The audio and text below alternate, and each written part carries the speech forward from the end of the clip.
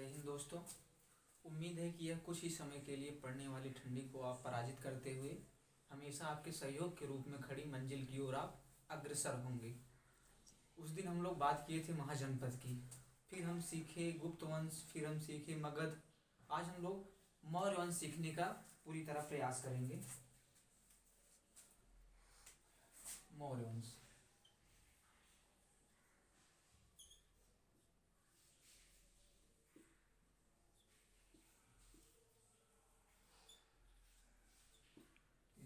184 BC। Maurya वंश के बारे में जो हमें जानकारी मिलती है वह पुराणों से मिलती है, ब्राह्मण ग्रंथों से मिलती है और कौटिल्य के कृत अर्थशास्त्र से मिलती है। जैसे विशाखादत्त के कृत मुद्रा राक्षस से और क्षेमेंद्र के कृत मृच्छकटिकम से मिलती है और सोमदेव के कृत कथा सरित सागर से मिलती है, महर्षि पतंजलि की कृत महाभाष्य से मिलती है और भी बौद्ध धर्म से भी मिलती है और जैन धर्म से भी मिलती है। हम देखेंगे जानकारी के स्रोत साहित्य में हम देखेंगे जो जानकारी मिलती है विशाखादत्त की कृत मुद्रा राक्षस से मिलती है।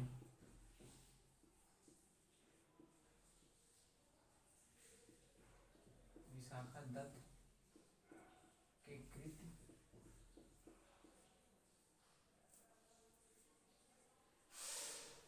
मुद्रा राक्षस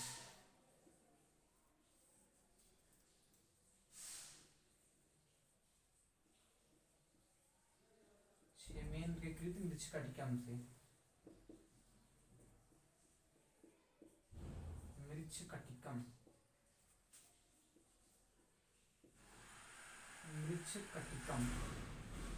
सोमदेव के कृत कथा सरित सागर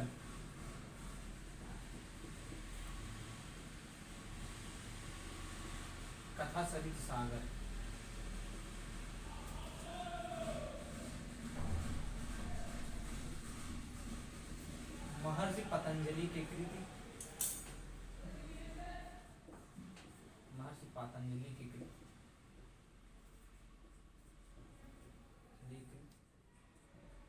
महाभाष्य से भी मिलता है। महाभाष्य से पुराणों से भी मिलता है, पुराणों से। और बात करेंगे हम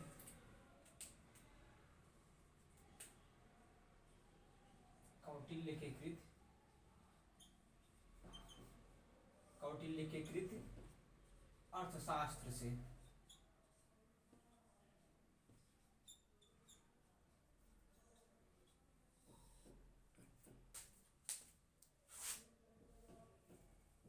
साहित्यों से देख लिया। अब हम देखेंगे बौद्ध धर्म में किस किस ग्रंथ से मिलता है, जैन धर्म में किस ग्रंथ से मिलता है। बौद्ध ग्रंथ से जो हमें यह जानकारी मिलती है मौर्य वंश के बारे में, महावंश टीका हो गया, दीपवंश हो गया, महाबोधि हो गया और कहेंगे कि दिव्यावधान से, और जैन साहित्य में कल्पसूत्र से और क्या बोलते हैं हेमचंद्र के कृत से मिलता है, परिशिष्ट वर्मन से। बौद्ध धर्म के कृत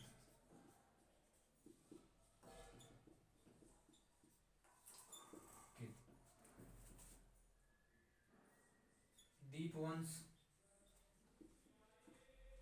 महावंश टीका से,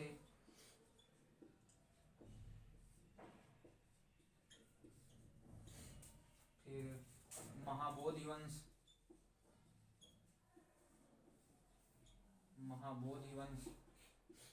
फिर बात करेंगे हम दिव्यावधान से,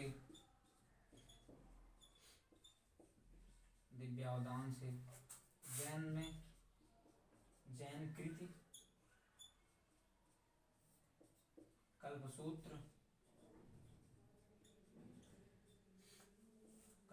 से हमें मिलती है जानकारी। और कहाँ से मिलती है?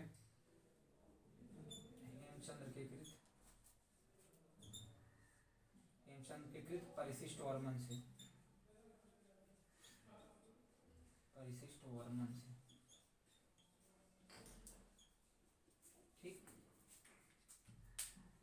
विदेशी विवरण हम देखेंगे। विदेशी विवरण में स्ट्रैबो एवं जस्टिन ने विदेशी विवरण में स्ट्रैबो एवं जस्टिन ने चंद्रगुप्त मौर्य को सेंड्रोकोटस कहा और प्लूटार्क और एरियर ने इन्हें एंड्रोकोटस कहा।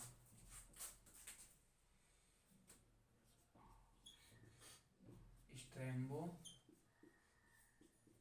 एवं जस्टिन ने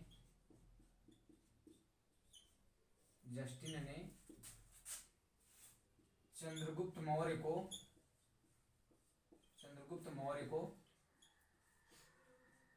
सेंड्रोकोटस कहा।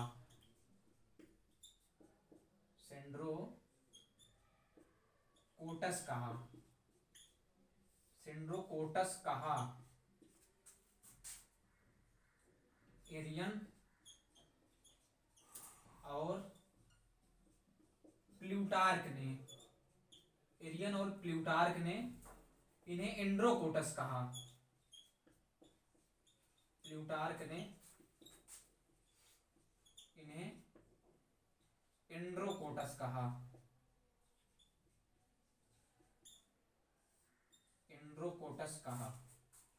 जैसे चंद्रगुप्त मौर्य को सेंड्रोकोटस और एंड्रोकोटस कहा गया।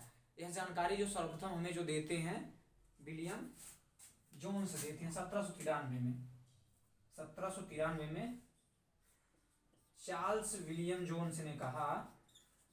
चार्ल्स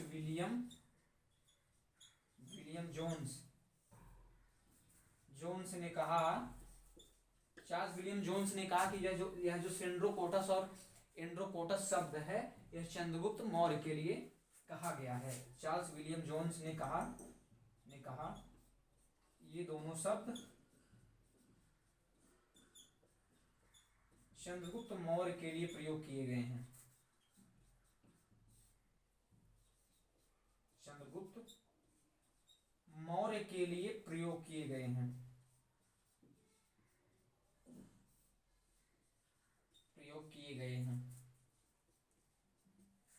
और उस समय अशोक के अभिलेख से भी हमें जानकारी मिलती है। जो पूरा तात्विक साक्ष्य मिलते हैं उसमें सबसे पुराना अशोक का अभिलेख था। और अशोक के अभिलेख के अतिरिक्त रुद्रदामन के जूनागढ़ अभिलेख से भी काले मृदभांड मिलते हैं। काले मृदभांड रुद्रदामन के जूनागढ़ अभिलेख से काले पालिशदार मृदभांड और चांदी और तांबे के आहत मुद्रा से भी हमें इनकी ऐतिहासिक के बारे में जानकारी मिलती है। अब आहत मुद्रा को जो खोज किया था, सबसे प्राचीन मुद्रा है, सबसे पुरानी मुद्रा आहत मुद्रा है। सबसे पुरानी मुद्रा आहत मुद्रा है। आहत मुद्रा है। इसकी खोज कौन किया? आहत मुद्रा की धर्मदास कौशाम्बी ने। धर्मदास कौशाम्बी ने इसका खोज किया। ठीक। और जो इसके प्रमाण मिलते हैं, इसके जानकारी जो मौर्य वंश की मिलती है, इसकी ऐतिहासिक जानकारी जो मिलती है वह रुद्रदामन के जूनागढ़ अभिलेख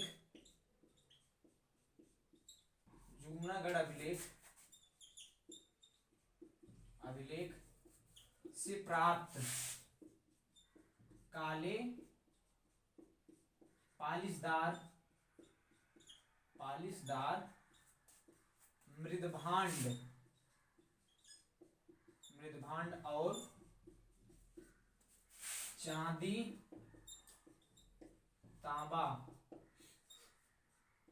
तांबा की आहत मुद्रा, आहत या पंचमार्क, आहत मुद्रा से भी मौर्य वंश के इतिहास के बारे में हमें जानकारी मिलती है। मौर्य वंश के इतिहास के बारे में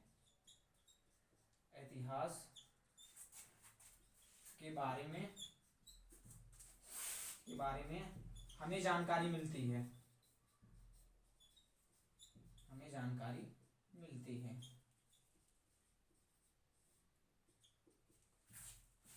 और चंद्रगुप्त मौर्य को लेकर, इनकी जाति को लेकर लोगों में अलग अलग मत थे। मतों में अलग अलग विभेद था। कोई कहता है यह शूद्र थे, कोई कहता है यह निम्न कुल के थे, तो किसी का मत था कि यह क्षत्रिय थे। तो हम अलग अलग मत देखेंगे किसके अनुसार चंद्रगुप्त मौर्य किस वंश के थे, किस जाति के थे।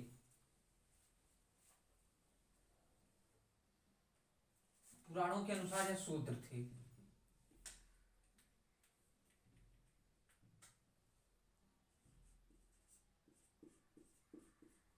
पुराणों के अनुसार क्या थे? शूद्र थे। पुराणों के अनुसार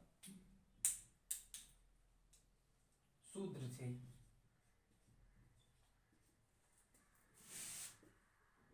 बौद्ध ग्रंथ, बौद्ध के अनुसार यह क्या थे? क्षत्रिय थे। बौद्ध और जैन जो पुस्तकें मिली हैं उसके अनुसार यह क्या थे? क्षत्रिय थे। बौद्ध ग्रंथ दिव्यावदान, दिव्यावदान, दिव्यावदान के अनुसार क्षत्रिय थे, क्षत्रिय थे। और जैन ग्रंथ परशिष्ट वर्मन, परशिष्ट वर्मन जो कि हेमचंद की कृति है, परशिष्ट वर्मन के अनुसार भी क्षत्रिय थे, क्षत्रिय थे। विष्णुगुप्त पुराण के अनुसार भी यह शूद्र थे। तो वह जो पुराणों में और ब्राह्मण ग्रंथों में सब में इन्हें शूद्र कहा गया और बौद्ध और जैन के अनुसार यह क्या थे? क्षत्रिय थे। और विशाखा दत्त के कृत मुद्रा राक्षस में इन्हें ब्रिसल या निम्न कुल का कहा गया है। विशाखा दत्त के कृत, विशाखा दत्त की कृति मुद्रा राक्षस में, मुद्रा राक्षस में इन्हें वृषल या निम्न कुल का कहा गया है, निम्न कुल का कहा गया है।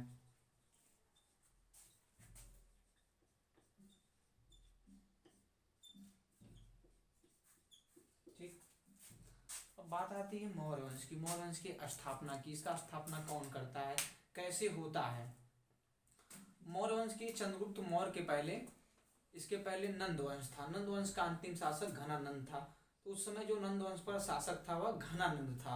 उसके दरबार में चाणक्य रहते थे, जिसका नाम अन्य है। चाणक्य था, कौटिल्य था, अंशुल था, और कहते हैं अजय था, और क्या बोलते हैं, और एक आध दो और नाम था इनका। चाणक्य रहते थे। तो घनानंद के समय आक्रमण करता है सिकंदर। तो सिकंदर के आक्रमण को आगाह करने के लिए आगाह करते हैं चाणक्य घनानंद से। तो घनानंद अपने मद में एकदम चूर, इन्हें एकदम अपमानित करके अपने साम्राज्य से बाहर निकाल देता है चाणक्य को। तो चाणक्य उसी बदली के आग में एक मार्ग तलाशते हैं और चंद्रगुप्त मौर्य को पाते हैं। किसे पाते हैं? चंद्रगुप्त मौर्य को। उसे ही कूटनीतिक शिक्षा देते, दीक्षा देते हैं, सब कुछ उसी को शिक्षा देते हैं। और अंत में जाके चंद्रगुप्त मौर्य 25 वर्ष की उम्र में मौर्य वंश की स्थापना करता है। चंद्रगुप्त मौर्य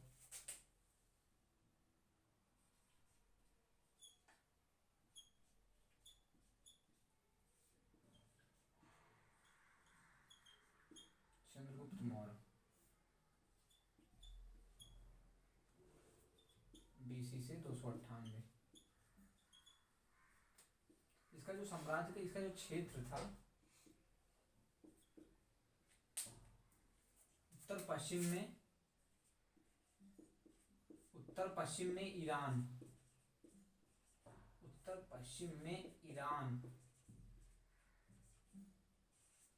उत्तर पश्चिम में ईरान, और उत्तर में, उत्तर में उत्तर में कश्मीर, उत्तर में कश्मीर था, और पूरब में बंगाल, और दक्षिण में कर्नाटक तक था। कर्नाटक, कृष्णा नदी, कर्नाटक। ठीक। तो सिकंदर का जो सेनापति था वह सेल्यूकस निकेटर था। सिकंदर का सेनापति कौन था? सेल्यूकस निकेटर था। 305 ईसा पूर्व में वह इस पे आक्रमण करता है, मगध पर आक्रमण करता है। आक्रमण के फलस्वरूप मौर्य वंश चंद्रगुप्त मौर्य से वह पराजित हो जाता है। और पराजय के बाद दोनों में एक संधि होती है। संधि के फलस्वरूप सेलुकस निकेटर की पुत्री कनेली से चंद्रगुप्त मौर्य विवाह करता है और चंद्रगुप्त मौर्य 500 हाथी को देता है सेलुकस निकेटर को और बदले में 4 क्षेत्र लेता है। कौन कौन से 4 क्षेत्र थे?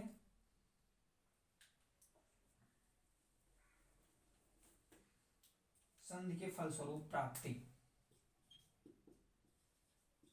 संधि की जो शर्तें थी, शर्तें क्या थी? पहली बात, सेलुकस निकेटर से युद्ध होता है। सेलुकस निकेटर से 305 ईसा पूर्व में युद्ध होता है और सेलुकस निकेटर पराजित हो जाता है। पराजित होने के फलस्वरूप दोनों में एक संधि होती है और संधि की जो शर्तें होती है वह अपना 4 क्षेत्र चंद्रगुप्त मौर्य को दहेज स्वरूप देता है और अपनी पुत्री कनेली का विवाह इन्हीं से कर देता है। उसका नाम कनेली था और हेलेना भी था। कर देता है और 500 हाथी चंद्रगुप्त मौर्य से लेता है। सेलुकस निकेटर था, ठीक। सेलुकस निकेटर 305 बीसी में आक्रमण करता है,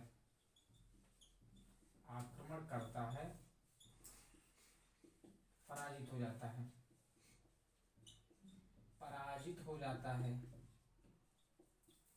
पराजित होता है। इसकी जो शर्तें थी, फिर पराजित होने के बाद संधि होती है, तो संधि की शर्तें हम देखेंगे। संधि की जो शर्तें थी वह 4 विवाह करता है। इसकी पुत्री का नाम क्या था?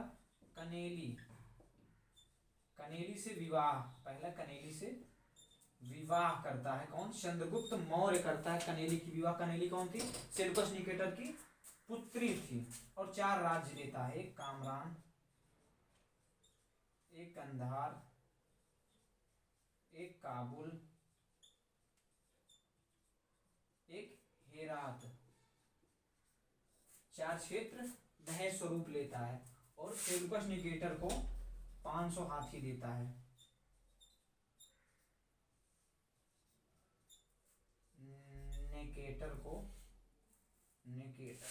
सेलुकस निकेटर को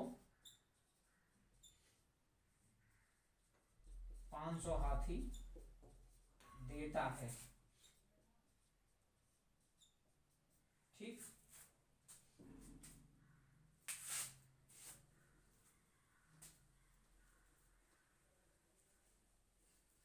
और सेलुकस निकेटर इसी के शासनकाल में अपना एक राजदूत भेजता है जिसका नाम क्या था? मेगास्थनीज। सेल्यूकस निकेटर एक राजदूत भेजता है,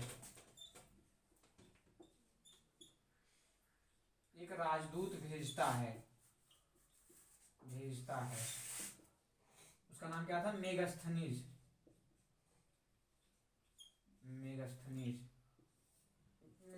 मेगास्थनीज ने एक पुस्तक लिखी है जिसका नाम क्या था? इंडिका। इंडिका में भी यह पता चलता है कि चंद्रगुप्त मौर्य जो था वह शूद्र था। इंडिका से भी हमें यह पता चलता है।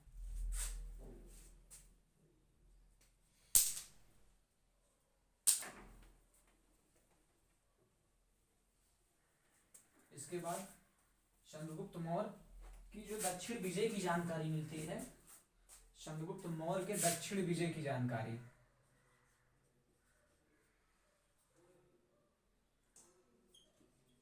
चंद्रगुप्त मौर्य की जो दक्षिण विजय की जानकारी मिलती है वह अहनानूर और मुरनानूर ताम्र ग्रंथ से मिलती है और अशोक के अभिलेख से भी मिलती है।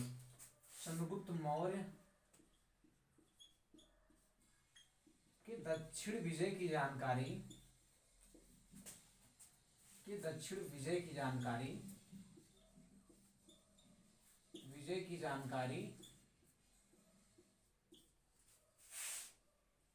अहनानूर और मुरनानूर ताम्रलिप्त ग्रंथ चंद्रगुप्त मौर्य के दक्षिण विजय की जानकारी अहनानूर और मोरनानूर ताम्रलिप्त ग्रंथ से मिलता है, इसकी जानकारी जो मिलता है। और बंगाल विजय की जो जानकारी मिलती है वह महास्थान अभिलेख से मिलती है। बंगाल विजय की जानकारी, बंगाल विजय की जानकारी महास्थान अभिलेख से, महास्थान अभिलेख से, अभिलेख से मिलती है। महास्थान अभिलेख से और अशोक के अभिलेख से भी मिलती है। अशोक के अभिलेख से भी मिलती है, अभिलेख से भी मिलती है।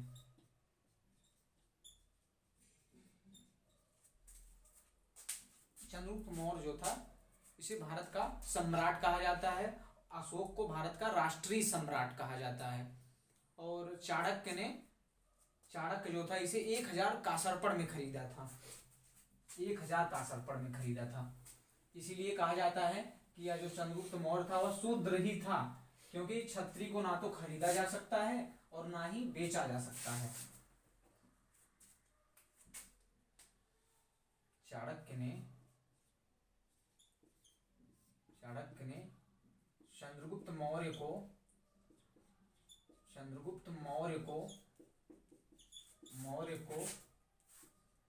1000 कासरपड़ में खरीदा, कासरपड़ में खरीदा, ठीक, 1000 कासरपड़ में खरीदा। सौराष्ट्र झील थी उसका निर्माण कौन कराया था? यही चंद्रगुप्त मौर्य ही कराया था। सौराष्ट्र झील का निर्माण पढ़ेंगे। सौराष्ट्र झील का निर्माण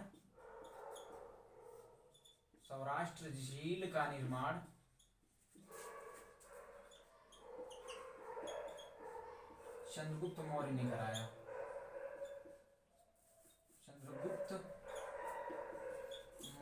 कराया। और जो इसकी मरम्मत कराता है, हम लोग गुप्त वंश में पढ़े थे, अस्कंदगुप्त के शासन काल में, वो क्या बोलते हैं, वहां का जो चक्रपाली था, पड़दत्त का पुत्र चक्रपाली था, सौराष्ट्र प्रांत का प्रमुख था, उसने इसकी मरम्मत कराई थी और विष्णु की एक मूर्ति भी वहां बैठवाई थी। और चंद्रगुप्त मौर्य ने एक रास्ते का निर्माण किया था, एक रोड का निर्माण किया था, जिसका नाम क्या था? उत्तरापथ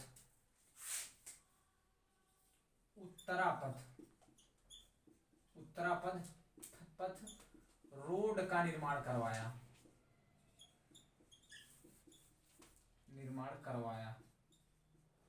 क्या होता है कि उत्तरापथ रोड का निर्माण करवाता है और बाद में ऐसा होता है कि शेरशाह सूरी इसे पक्की करवाकर शेरशाह सूरी मार्ग इसका नाम रख देता है।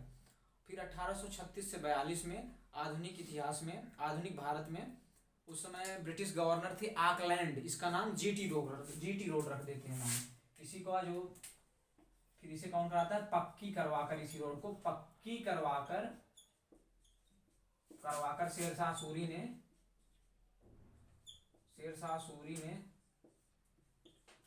सूरी ने शेरशाह मार्ग नाम इसका रख दिया। क्या नाम रख दिया?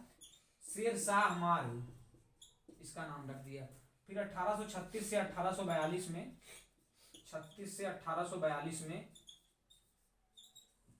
आधुनिक भारत के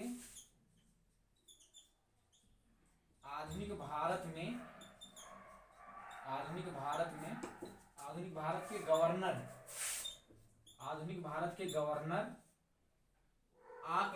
लॉर्ड आकलैंड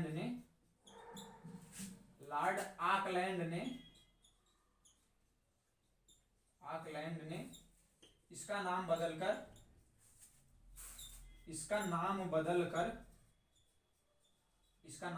क्या रख दिया? जीटी रोड रख दिया। ठीक, इसका नाम बदलकर जीटी रोड रख दिया। इसी के समय में पहली जैन संगीत भी होती है, जिसके अध्यक्ष होते हैं स्थूलभद्र पाटिलपुत्र में। ठीक, इसी के समय में क्या होती है? प्रथम जैन संगीत प्रथम जैन संगीत संगीति होती है। कहाँ होती है प्रथम जैन संगीत? पाटलिपुत्र में। पाटलिपुत्र में होती है। किसका शासनकाल रहता है? चंद्रगुप्त मौर्य के शासनकाल में। चंद्रगुप्त मौर्य के शासनकाल में। मौर्य के शासन काल में नेतृत्वकर्ता कौन था? नेतृत्वकर्ता कौन था? स्थूलभद्र। इसका नेतृत्व किसने किया? स्थूलभद्र ने। स्थूलभद्र ने इसका नेतृत्व किया। स्थूलभद्र जो था यह श्वेतांबर का संस्थापक था। दो संप्रदाय था ना, एक दिगंबर था, एक श्वेतांबर। श्वेतांबर का संस्थापक था।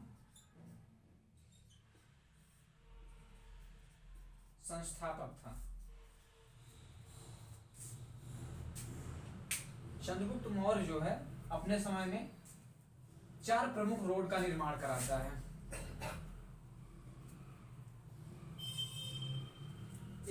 देखिए 4 प्रमुख रोड का निर्माण कराता है चंद्रगुप्त मौर्य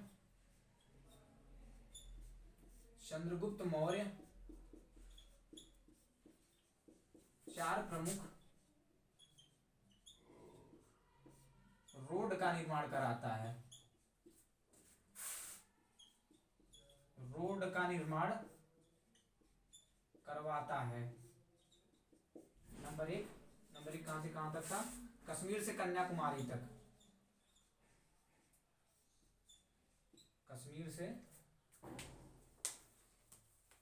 से कन्याकुमारी तक।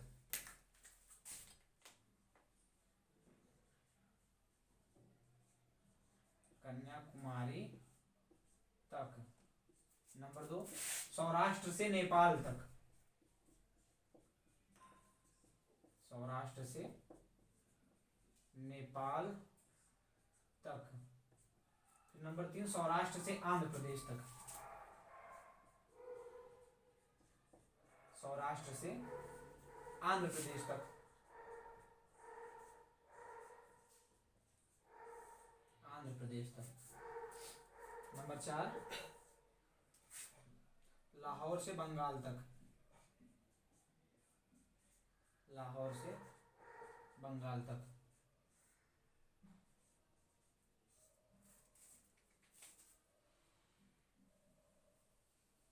अंतिम समय में यह मगध को छोड़कर भद्रभाव से जैन धर्म की दीक्षा लेकर श्रवणबेलगोला जो कि बाबा बोधन की पहाड़ी के पास है वहां जाकर संलेखना पद्धति के द्वारा अपने प्राण को त्याग देते हैं।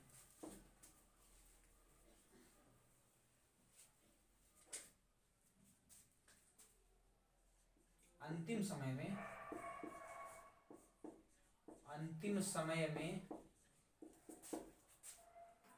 भद्रबाहु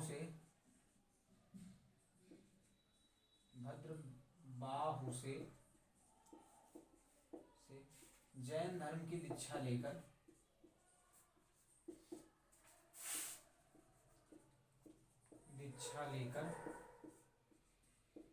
जैन धर्म की दीक्षा लेकर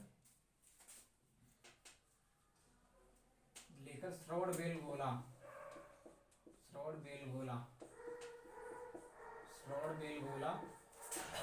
जो कि बाबा बोधन की पहाड़ी के पास है।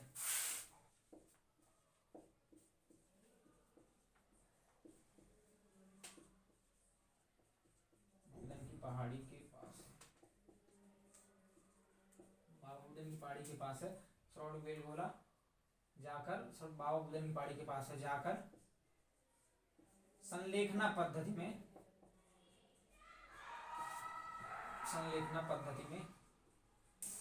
प्राण को त्याग देते हैं।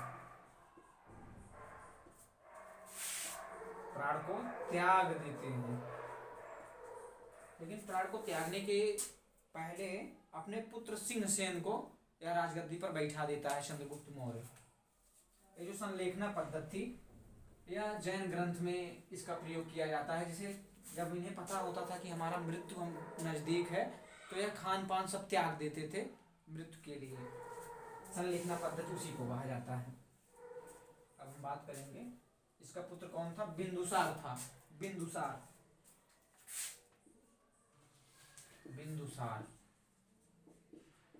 बिंदुसार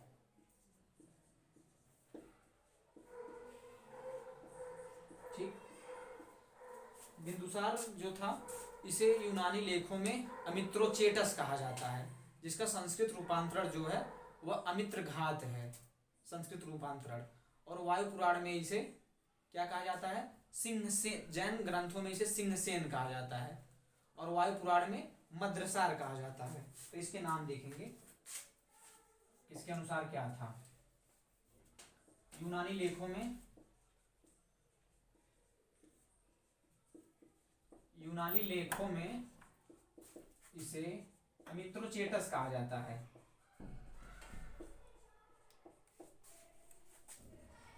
अमित्रोचेटस कहा जाता है। अमित्रोचेटस कहा जाता है। अमित्रोचेटस का जो संस्कृत रूपांतरण उसका नाम क्या है? अमित्रघात। अमित्रघात इसका सांस्कृतिक रूपांतरण है, अमित्रघात। वायु पुराण में इसे भद्रसार कहा जाता है।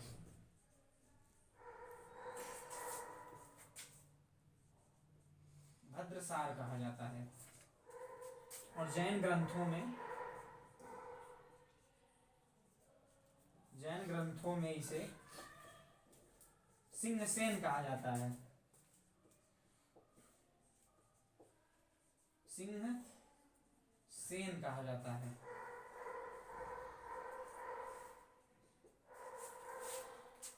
प्लिनी के अनुसार कहा जाता है कि विदेशों के साथ इसके बहुत ही मैत्रीपूर्ण संबंध थे। इसके समय में एक डायमेकस आता है राजदूत और एक डायनोसियस आता है।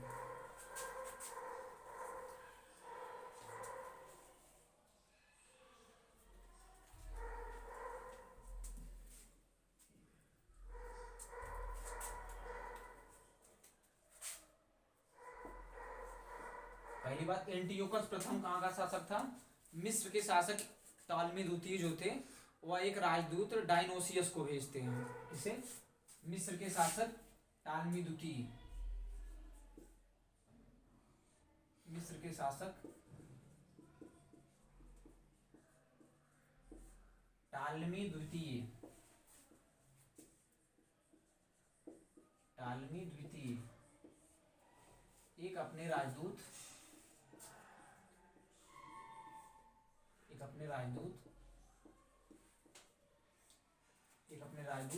डायनोसियस को भेजते हैं।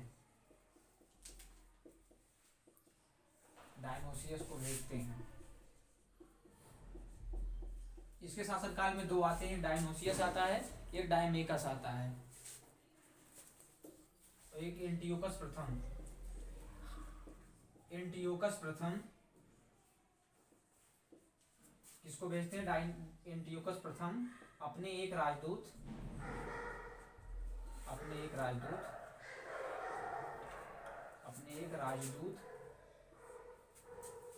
डायमेकस को भेजते हैं। डायमेकस को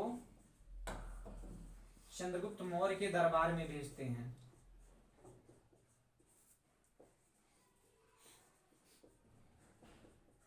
दरबार में भेजते हैं। ठीक। ये टालमी जो एंटियोकस प्रथम था, यह कहाँ का शासक था? सीरिया का शासक था। सीरिया का शासक था एंटियोकस प्रथम।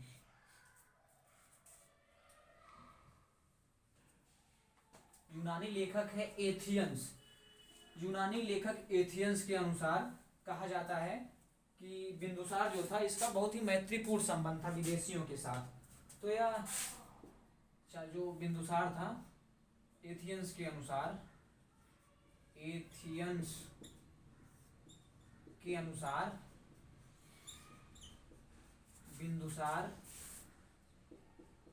बिंदुसार सीरिया के शासक एंटियोकस से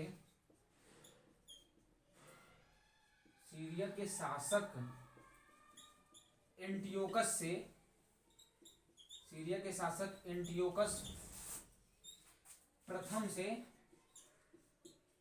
तीन चीज की मांग करता है, क्या क्या? मीठी मदिरा, एक मीठी मदिरा, एक सूखी अंजीर, एक सूखी अंजीर, एक दार्शनिक। ठीक, एक दार्शनिक, तीन चीज की मांग करता है, जिसमें से यह मीठी मदिरा और सूखी अंजीर तो दे देता है, लेकिन दार्शनिक को देने से मना करता है। कहता है कि हमारे पूर्वजों में भी इस प्रकार की प्रथा कभी नहीं प्रचलित थी कि हम दार्शनिक को दें, लेकिन बाद में डायमेकस को भेजता है, डायमेकस को भेजता है। ठीक,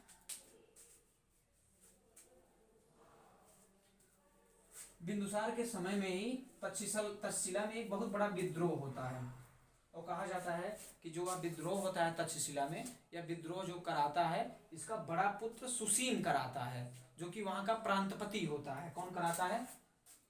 तक्षशिला में बिंदुसार के समय एक बहुत ही बड़ा विद्रोह होता है। बिंदुसार के समय दो विद्रोह होते हैं, पहला तो शांत हो जाता है, लेकिन दूसरा शांत नहीं होता, तो अशोक जाता है उसकी शांति के लिए। बिंदुसार के समय एक विद्रोह होता है, तक्षशिला में बिंदुसार के समय एक विद्रोह होता है, विद्रोह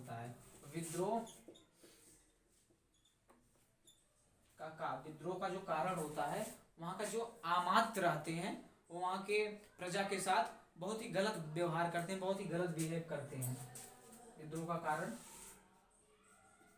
अमात्यों का गलत बिहेव हो सकता है।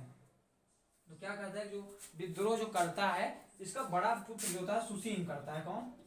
सुसीम वहां का प्रांतपति होता है, वहां का प्रांतपति होता है। ठीक, वहां का प्रांतपति होता है सुसीम, यह विद्रोह करता है। तो विद्रोह की शांति के लिए ये जो बिंदुसार होता है अशोक को भेजता है, वह विद्रोह को शांत करता है। उस समय अशोक जो था वह मालवा का क्या था? उज्जैन और मालवा का प्रशासक था। अशोक क्या था उस समय? उज्जैन और मालवा का प्रशासक था।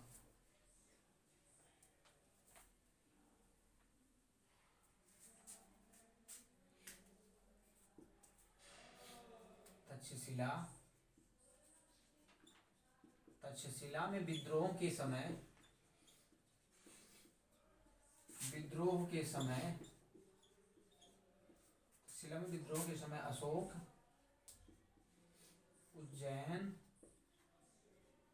अशोक उज्जैन और मालवा का प्रशासक था। मालवा का प्रशासक था, कहा था उस समय मालवा और वहां का प्रशासक था। तो चंद्रगुप्त मौर्य के समय जो उनके प्रधानमंत्री थे वह थे चाणक्य। चाणक्य के अन्य नाम हम नाम भी देख लेते हैं, चाणक्य के कुछ नाम हैं। चाणक्य है, कौटिल्य है, विष्णुगुप्त है, अंशुल है, अजेय है, अंशु है, और हाँ इतना नाम है, एक आधा और है। तो चंद्रगुप्त मौर्य के समय जो उनके प्रधानमंत्री थे वह चाणक्य थे। तो चाणक्य बिंदुसार के समय में भी प्रधानमंत्री होते हैं, लेकिन क्या होता है कि बिंदुसार के समय में ही चाणक्य की मृत्यु हो जाती है। मृत्यु के फलस्वरूप यह जो फिर बिंदुसार का जो मंत्री होता है यह बनाता है खल्लाटक को। बिंदुसार मंत्री बनाता है किसको? मंत्री बनाता है चाणक्य को, उसको नहीं, खल्लाटक को।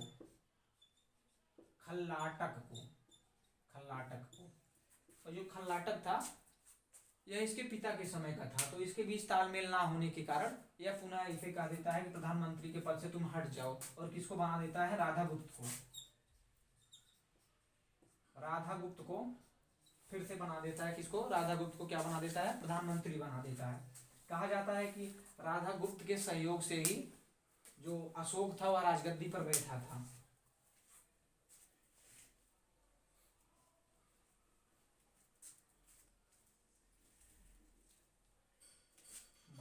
अशोक की।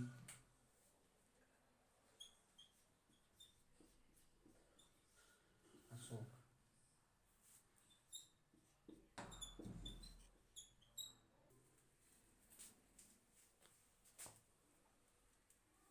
अशोक के बारे में जो हमें जानकारी मिलती है थोड़ा बहुत, कि अशोक ने कैसे अपने राज्य पर आसीन हुआ, किसको पदच्युत किया, कैसे कैसे, तो यह जैन अनुश्रुति के अनुसार कहा जाता है।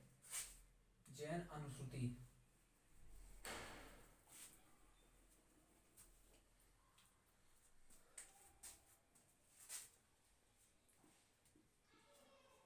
जैन अनुश्रुति के अनुसार, अनुश्रुति के अनुसार,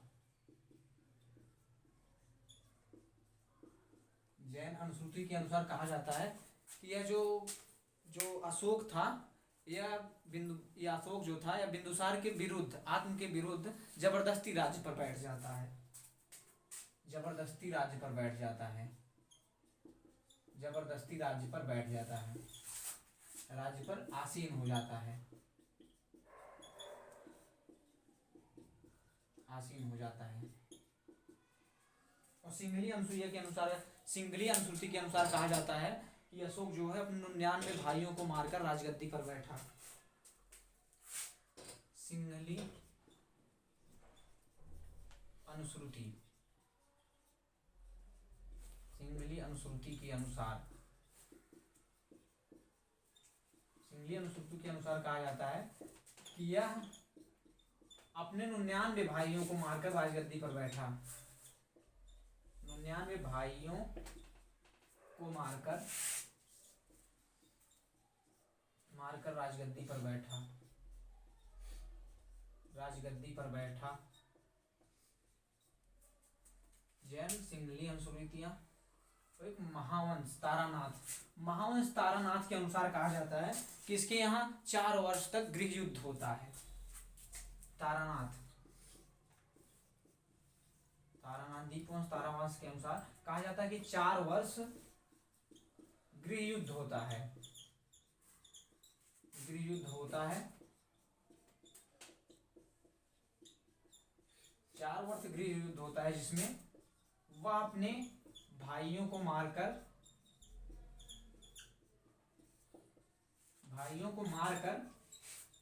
अपना राज्याभिषेक कराता है, अपना राज्याभिषेक कराता है, राज्याभिषेक करवाता है। कब? 269 BC। ठीक, 269 BC में अपने भाइयों को मारकर राज्याभिषेक कराता है। हम इसका क्षेत्र देखेंगे। क्षेत्र, अशोक का जो क्षेत्र है, अशोक के साम्राज्य का क्षेत्र, अशोक के साम्राज्य का क्षेत्र, साम्राज्य की सीमा या क्षेत्र कहाँ कहाँ फैली थी? तो उत्तर पश्चिम में, उत्तर पश्चिम में अफगानिस्तान तक, अफगानिस्तान तक, ठीक। और दक्षिण में कर्नाटक तक थी, दक्षिण में कर्नाटक, दक्षिण में कर्नाटक तक थी। और पश्चिम में, पश्चिम में कहाँ तक थी? बंगाल की खाड़ी तक, बंगाल की खाड़ी तक,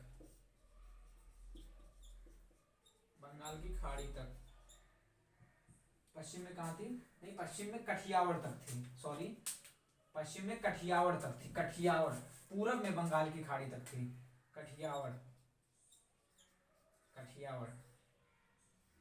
कठियावाड़ जो है यह गुजरात का सबसे बड़ा तट है, और सबसे जो व्यस्त तट है वह है कोंकण तट है, कोंकण तट महाराष्ट्र का तट है। और पूरब में क्या है? बंगाल की खाड़ी तक, बंगाल की खाड़ी तक, ठीक। इसका विस्तार, अशोक का पिता बिंदुसार था ही, पता है। और बिंदुसार जो था उसकी 16 पत्नियां थी और 101 पुत्र थे। अशोक की 16 पत्नियां थी, 101 पुत्र थे। और अशोक की माता का क्या नाम था? सुबदांगा। अशोक की माता का नाम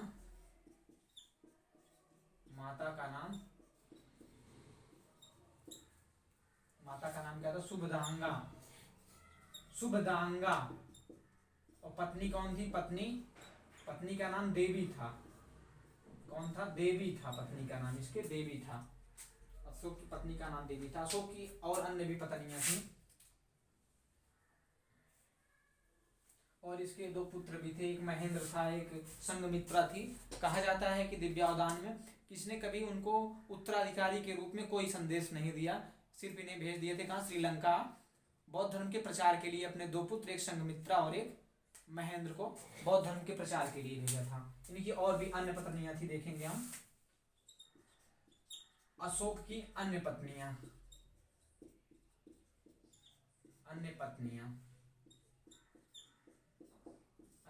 में हम देखेंगे अशोक की अन्य पत्नियां महादेवी थी और कौन थी? रुद्रवती थी,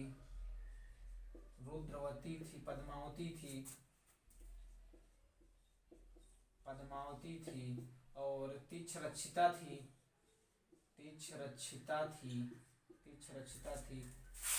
कारुकी थी।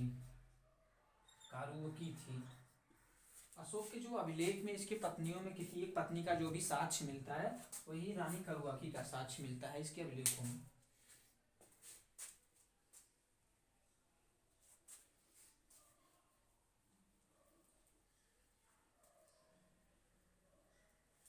अशोक के जो प्रारंभिक जीवन के बारे में जानकारी मिलती है वह दिव्यावदान अभिलेख से, दिव्यावदान जो कि बौद्ध धर्म का एक ग्रंथ है उससे मिलती है। और अशोक का नाम अशोक है, यह जो जानकारी मिलती है वह दक्षिण भारत के मास्की एवं गुर्जरा और उडेगोलम है नेट्टूर अभिलेख से मिलती है। और पुराणों में इसे अशोक वर्धन भी कहा जाता है। और जो कि यह उस समय क्या था? उज्जैन का यह राज्यपाल भी था। अशोक नाम की जानकारी हमें दक्षिण भारत के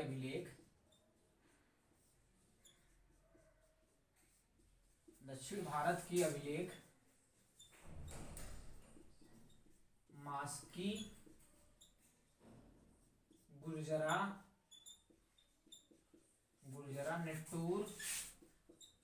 नेट्टूर, उडेगोलम से मिलती है। ठीक, उडेगोलम से मिलती है। और पुराणों में इसे अशोक वर्धन कहा जाता है। पुराणों